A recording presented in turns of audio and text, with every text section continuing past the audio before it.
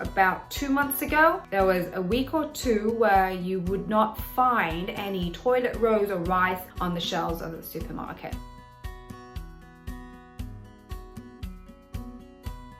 Hello, I'm Sijia and I live in Hong Kong. At first, we laughed about it and we thought that people were crazy, for stocking up these items. After going to 4 to 5 supermarkets, my husband and I just thought that this is crazy, and we think about the situation where we don't get toilet rolls. We were in a bit of a panic, but very soon later on we see that these items reappear on the shelves and we're more relaxed now. The only thing that's missing in Hong Kong, that's masks.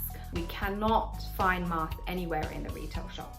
I've been juggling between work and home, and the extra home-based learning created from the school is really demanding. I'm now going to school now, and I also need to learn something. And I have to upload homework, I have to correct homework. It's really madness.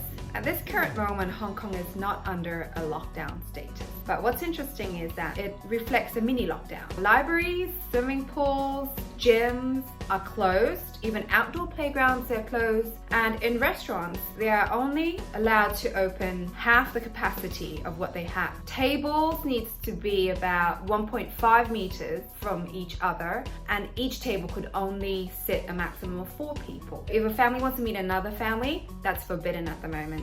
However, there are a lot of gray areas. For example, you could still invite your other family friends to your home. So it applies to the public area only. There are no schools since, right after Chinese New Year. My children have been staying at home since the beginning of February. So this is the routine of my children during coronavirus when they have no school. The government has actually advised people to stay at home unless they've got serious things to do outside, for example, to go to work and where they can't do work from home. My office is on a rotational basis, so people go in on shifts. It does affect my work. Hong Kong has actually contained, the local cases quite well, tracing the numbers to, people around the confirmed cases, and it's trying to make the public aware that social distancing is the most important in this coronavirus period. Since 2 weeks ago, the imported cases in Hong Kong has been rising. Those refers to the students who studied abroad and they rushed back to Hong Kong since they're afraid of their own countries locking down. A lot of them have been confirmed to